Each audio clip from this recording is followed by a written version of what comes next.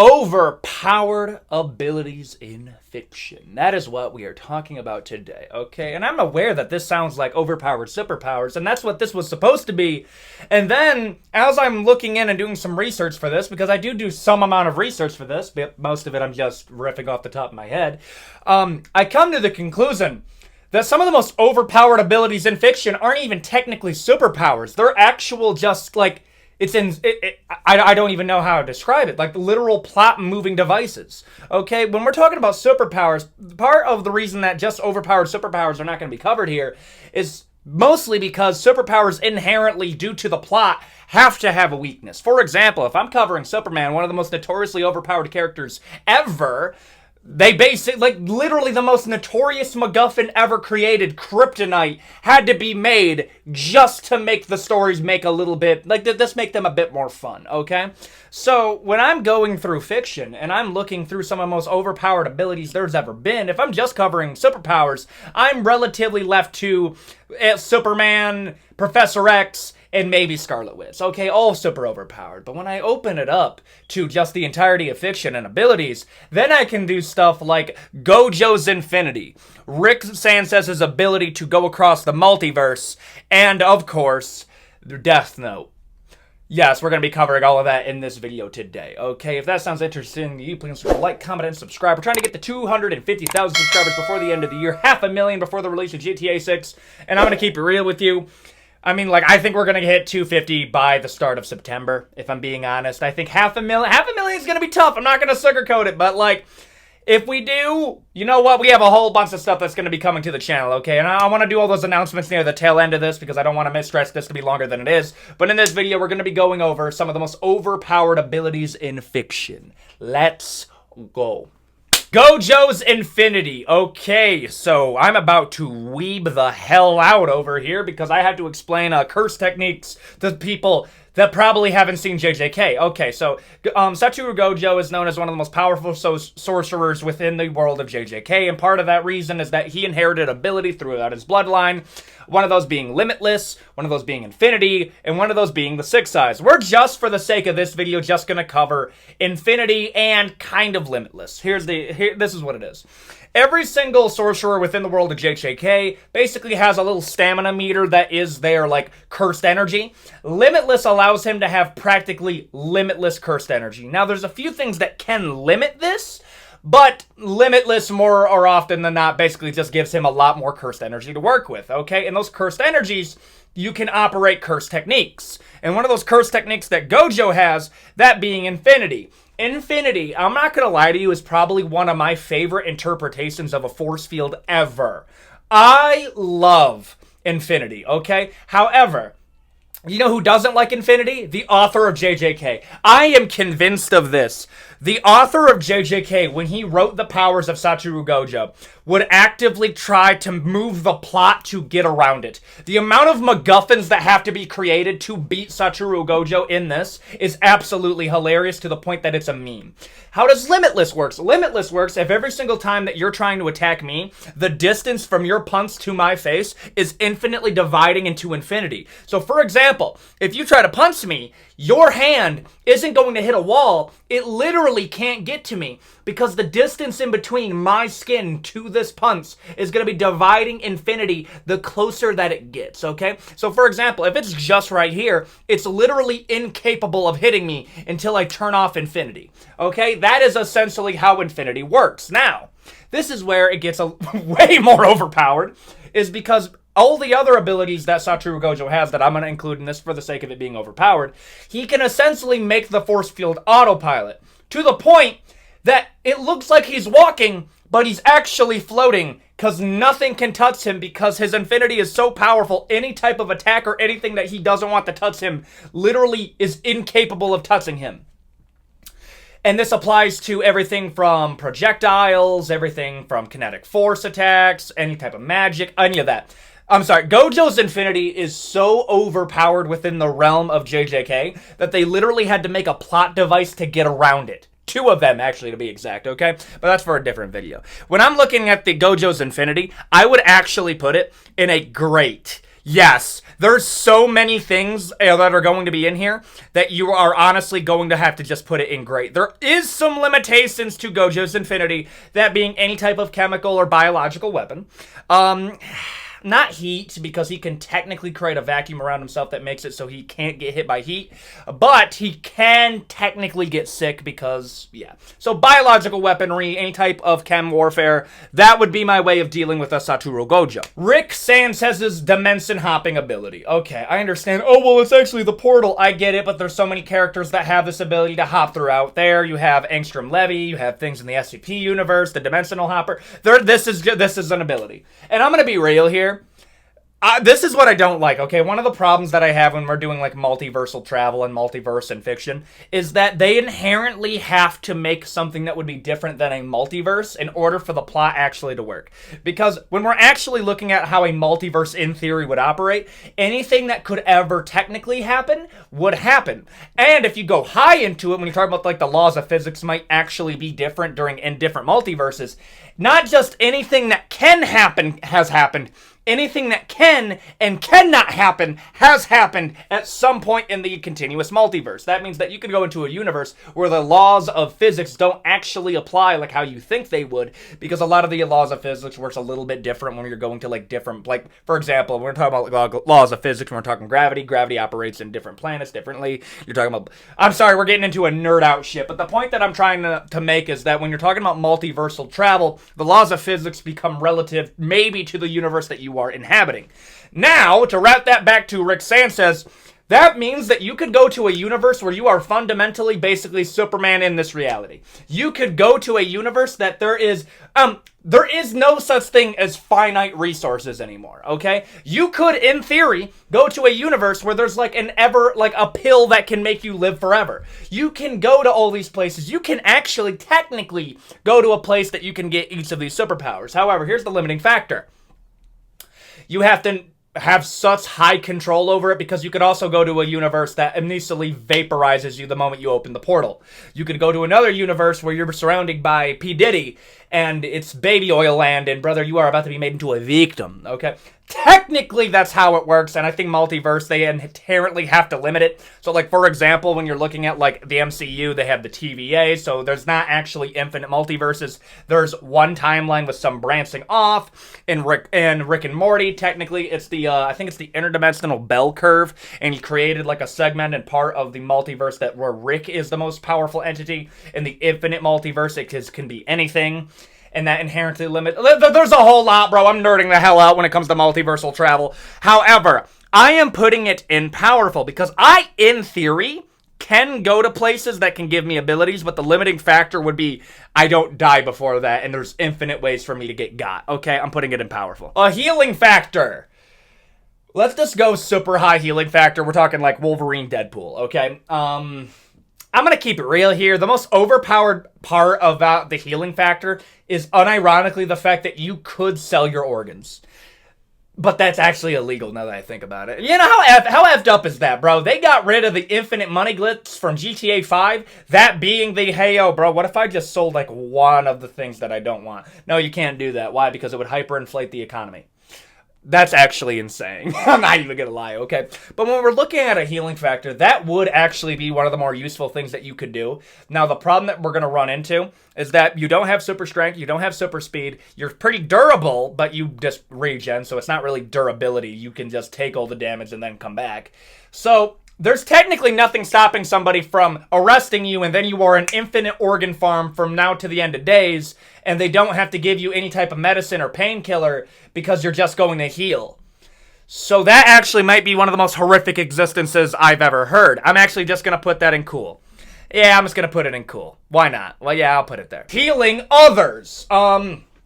This is another aspect. I've talked about this in other superpowers, like as like an offhand comment. Now, because we're covering overpowered abilities, I can actually bring this up. There's some superpowers that you would legitimately be touted as the next coming of a god. I'm not even kidding you. Healing others would be. Even if it was something that you found out on accident, that like if you touch somebody with cancer, you can annihilate their cancer just by touching them. Brother, even if you wanted it or not, you would be touted as the second coming. I'm not even kidding. Like, you start a cult right now, little bro. Okay? Because if you don't start a cult, you have two choices. You actually have two choices. Either start a cult right now and defend yourself from all sides, okay? And a lot of desperate people, dude, I'm sorry, like the amount of things that you could do, oh my goodness, like you could go up to like disabled veterans, and if they like lost their legs, you can bring their legs back. You can literally give people's lives back to them, okay? People are willing to do anything to get that livelihood back, okay? So you got literal like disciples on demand, okay? Or you're gonna get got by like any of the like thousands of like corporations within that industry. I'm just gonna keep it real here, dog. You think they wouldn't try to get you? You think they wouldn't? Oh my goodness, bro. You would be disappeared so quickly if you were by yourself. That's your best bet. Actually, here's your third option. Lay low, tell nobody. Lay low, tell nobody. It's either lie low, tell nobody, start a cult, play into you're the second coming, or you're getting kidnapped by a corporation. That's all I'm saying, bro. Where am I putting it? I'm going to put it at the top of cool. I'm going to put it at the top of cool. The reason that it's at the top of cool is because it would be awesome up until the corporation gets you. That's all I'm saying, bro. Okay? You can't really heal yourself all that much. Healing others, I would put that in the same effect as somebody that has a healing factor. Magnetism. So like Magneto. You know what, bro? I'm going to keep it real here. Did Film Theory low-key kind of ruin this power for me? But they ruined it because he accurately explained why this wouldn't be the best ability. Because a lot of the stuff that you think you would be able to do, you actually wouldn't be able to do. Because if the limiting factor of your ability is magnetism, you can only work with magnetized metals, okay? And there's not a ton of magnetized metals that have it enough that you would be able to control them at the level that Magneto does. But let's say you can. There's still so many weapons that are specifically tuned to take you out. It's like, oh, well, force multipliers wouldn't work. Yes, they would. Yeah, they would. You can make full ceramic, 100%. You can do full ceramic. You can do any type of coating. We have ceramic cells. The toughest part, actually, that wouldn't even be the toughest part, bro. Oh my goodness, we have so many weapons that are specifically tuned against us. No, you would have to take over so quickly, because I could just think about it, bro. Chemical agents, biological agents, okay? There's so many different ways to take you out that honestly, the more I think about it, it's a great power, but it's not that makes sense? It's not healing factor on top of that might make it into powerful, but I'm going to put it in great just because it's not that. I'm going to put it right there. Immortality. I've said it once, I've said it twice, I'm going to say it a third time, bro. Immortality would actually be one of the most boring superpowers of all time. And by boring, I mean it would be really cool for the first 70 years. And then it would quickly get really, really, really boring. Because number one, we have to preface this right now. If you're immortal, when does your body stop aging? On a real note, bro, I'm 22 right now, okay? If I'm getting immortality, I would want it at 25. I would want it at 25. Actually, no, I want it at... Yeah, I'll take 25 to 30. Anything above that? No. Anything below that? Meh. Are you getting it in your 40s, 50s? If you're getting immortality in your 60s, bro, that's hell. That's hell. Oh, here would be the worst one. You become immortal at the age of 95. No. You're stuck with that failing body over and over. Brother, imagine. Ooh, here's a worse one. Here's another one in theory. So, in theory, there is a set amount of years that your brain can keep track of. I forget what it is, but there's a certain amount of memory that your brain can hold. And your brain is constantly, but like a super effective supercomputer, it's constantly going through memories and figuring out which ones we prioritize and which one we don't. A lot of the perception that you have is actually your brain taking two images and linking them together and putting in a lot of stuff that technically isn't there. There's a whole bunch of optical illusions that you can do to actually do this. I would actually recommend looking them up. That's actually part of the reason hypnotism kind of works, but kind of doesn't. That's a whole other rabbit hole we can go down. Where was I? If I had to explain it, what does it look like when the brain does it? Inside Out, when they're going through the memories, how certain memories get prioritized and other memories don't, core memories and then other background memories. Most of your memories get literally yeeted out, okay? Literally just gotten rid of, okay? Now, if you're dealing with somebody with this immortal, you would eventually forget most of your life. It would turn into a tattered tapestry of memories that could or maybe weren't because then your brain would start manifesting memories that didn't actually exist in order to bridge the gap. There's a really cool idea that if you became immortal, your identity would literally fade away, and you would generate your own identity by bridging your core memories together with stuff that didn't happen. When we're looking at immortality, that is actually something that could occur, but at some point, like, you're basically gonna have Alzheimer's. And, yeah, that sucks, bro. Here's another one. I'm sorry, if you were immortal and you're still broke, that's a skill issue. I'm sorry, bro, if you actually had immortality, if you could live for 500 years and you still can't get your bag up, bro, it's you. It's not society, it's you. I'm sorry, there's no other way to put it. I'm putting it in cool, though. The Speed Force from Flash. Absolutely hilariously overpowered, dude. I guess there's a few counters. I guess? No, Infinity wouldn't work. Would it work? No, it wouldn't. Because it doesn't rely on perception. Because there's certain things that can break through Infinity. But you can control time. There's different multiversal stuff that you can do with you're literally a farm of infinite energy that would be the equivalent to, like, I believe it's like 12 supernovas. I forget what it's the measure is. But if you had the Flash level super speed, now I've made fun of super speed before, but like super speed as just you move fast is hilariously underpowered. Now, if you're talking about the Flash Speed Force, on the other hand, that's a god tier level superpower. The amount of shit that you can, in theory, do with the Speed Force, which is literally the MacGuffin Matrix of DC, I'm gonna put it in god tier. Okay, I don't understand it a whole lot to give like an in-depth accounting of how it works in the comics and everything that it can and cannot do, depending on what issue that you're doing, if I'm being for real. But literally everything from restarting timelines to literally almost having omnipresence. Not omnipotence, omnipresence. You are so fast, you are everywhere and nowhere at the same time. I'm putting it in god tier, bro. That's insane. Superman's powers. I am trying to figure out a name for this, but this is what I mean. You are invulnerable, you have laser eyes, frost breath, and you can fly.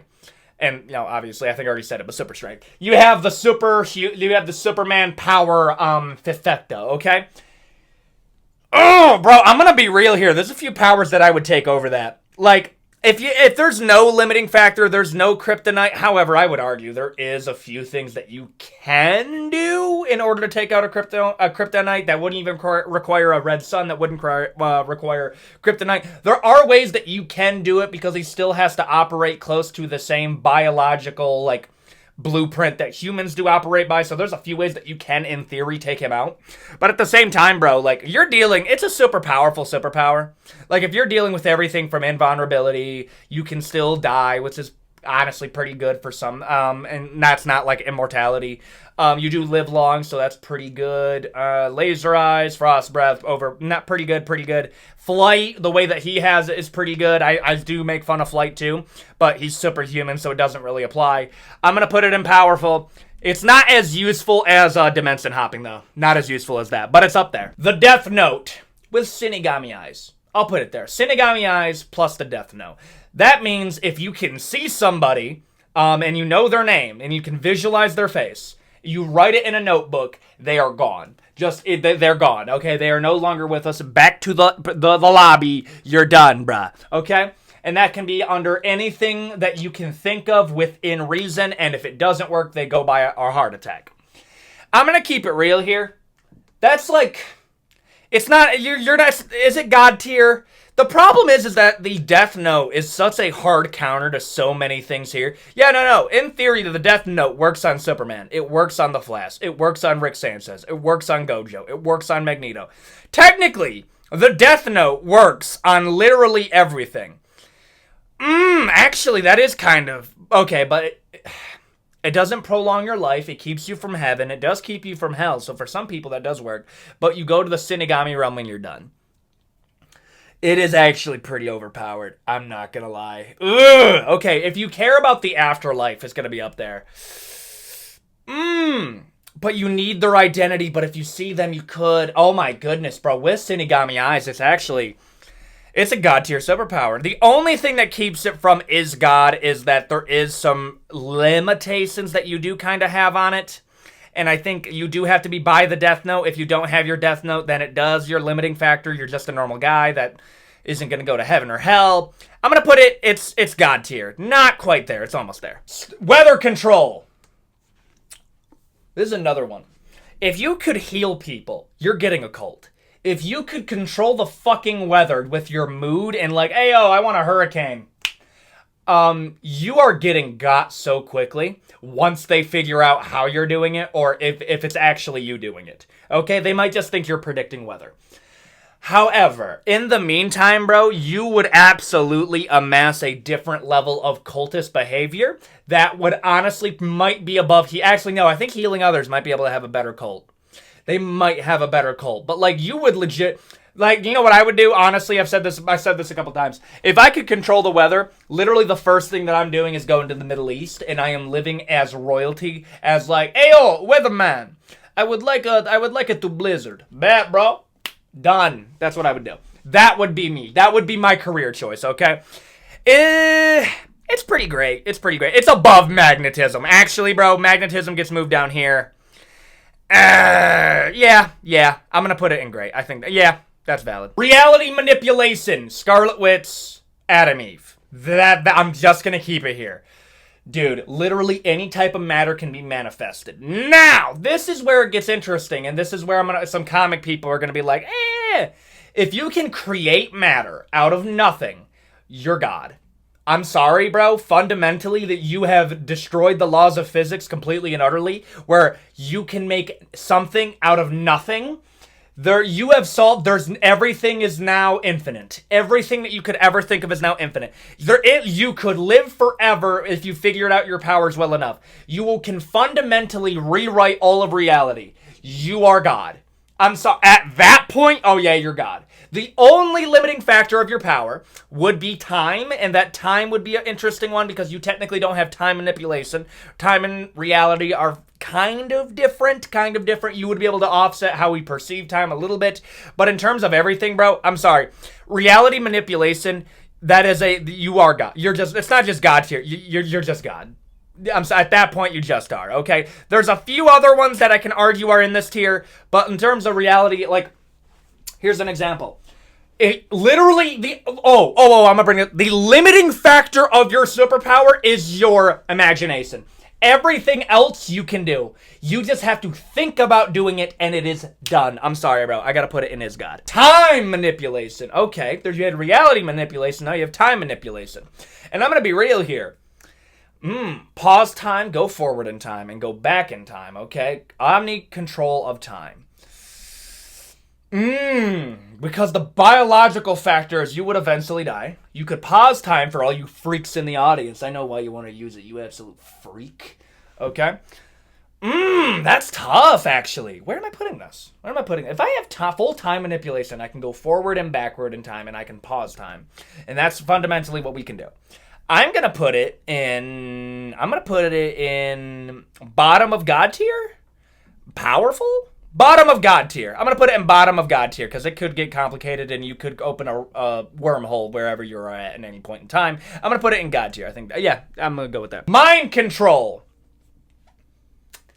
The problem is it's not going, I don't think it can go in God tier. There's one that I am going to put in God tier, but it's not this one. When I'm looking at mind control, the fact is, bro, is that this is a hard counter to literally everybody on this list, depending on how powerful your mind-controlling ability is. You would become the hive mind of the... Oh, actually, you might be God. You could become God. Can I transport my mind into other people? If I could do that, then yes, you could fundamentally live forever. But then, the only thing that would limit you would be that your biological husk would eventually wither away. And I actually think you're looking at the same thing in terms of like a God tier that you would be looking at for like the Flash, okay? I actually think that's a good hard placement. Fate, manipulation / omnipotence. Okay, I'm showing a picture of the God hand because this is the best way that I can explain it. Imagine that you had an omnipotent level idea of how everything was going to play out, but you only had an idea of how it was going to play out and not a hardcore set in stone every single thing is going to happen. And you had the ability to move fate to an area that you would like. Kind of like probability manipulation, but in the long term. That's literally just God. At that point, it just is. You have omnipotence plus fate manipulation. Literally anything that you can, yet you would want to happen, it will be set into it will happen.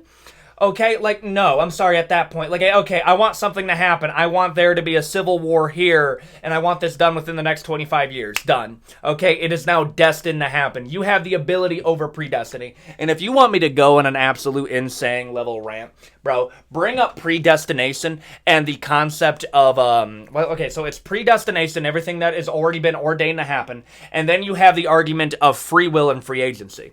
Because if you believe in the idea that everything is already preordained to happen down to the tiniest of detail, then technically free will does not exist, or at least in the way that we understand it. Here is an extreme example. Evil mustache man from World War II, okay? If he was already preordained to do what he was going to do, then technically, is he evil because he was already destined to do something that has already been preordained to happen? Me personally, I don't think so. I don't believe in predestination to an absurd degree, but if you're dealing with literally every single detail that has ever been written, every single detail that could ever happen will happen, and it's nothing can get out of it, then the concept of free will technically cannot exist.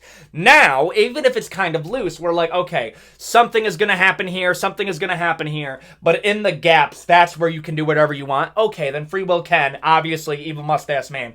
Evil, because he had the free will to stop himself from doing these certain things, but just certain things were already predestined to happen. When you're dealing with fate manipulation, you literally have control over all matters of that.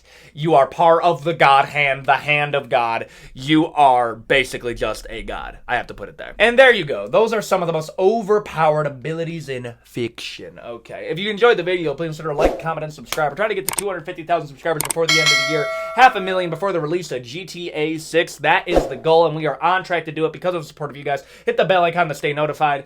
And we have some stuff coming in. We got a Doom Lore video, Berserk video. We have some other stuff. We have Q&As, live streams. We have a Discord server down here to get in touch with me. We have a whole lot of stuff that we're doing with the channel as of right now and are going to be doing. And in order for you to secure that and be able to watch it, always subscribe and hit the bell icon to stay notified. And with all that out of the way, I'm out. Adios, guys.